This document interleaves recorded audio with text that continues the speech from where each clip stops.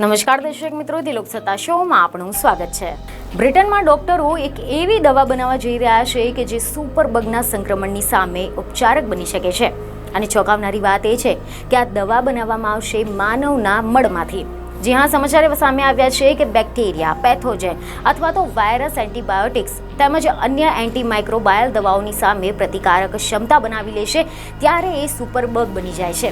અને આ જ સંક્રમણના કારણે દર વર્ષે 10 લાખ જેટલા દર્દીઓ જીવ ગુમાવતા હોય છે, કારણ કે આ જર્મ્સ પર દવાઓની કોઈ જ અસર નથી થતી અને સારવાર મુશ્કેલ બની જાય છે।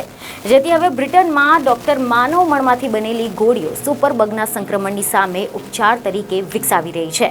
રિપોર્ટ એવા મળી રહ્યા છે કે સ્વસ્થ વ્યક્તિના મળના નમૂના કે જેમાં સારા બેક્ટેરિયા હોય તેને એકત્રિત કરવામાં આવે છે અને આ પ્રયોગ એ સંક્રમણના ઇલાજ માટે કરવામાં આવે છે કે જે એન્ટીબાયોટિક દવાઓ પ્રત્યે પ્રતિરોધી છે।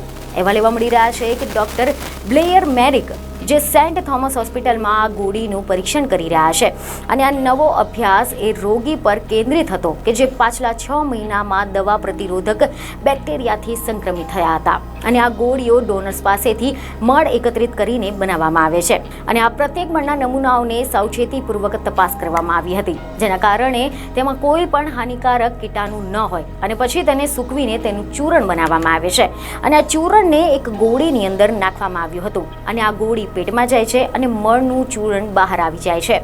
અહેવાલ એવા મળી રહ્યા છે કે આ પ્રયોગ મોટા પાયે લંડનની ગાઈસ અને સેન્ટ થોમસ હોસ્પિટલમાં 41 દર્દીઓ પર કરવામાં આવ્યો હતો, જેના બાદમાં ડોક્ટર મેરિકનું માનવું છે કે આ ગોળીઓ સુપરબગની સામે લડવા માટે અસરકારક છે, જે સુપરબગ્સને સમાપ્ત કરી નાખે છે અને તેમની સંખ્યામાં પણ ઘટાડો કરી શકે છે।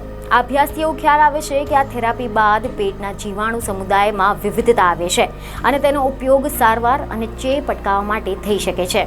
બીજને ખબરો સાથે ફરી મળીશું। ધન્યવાદ।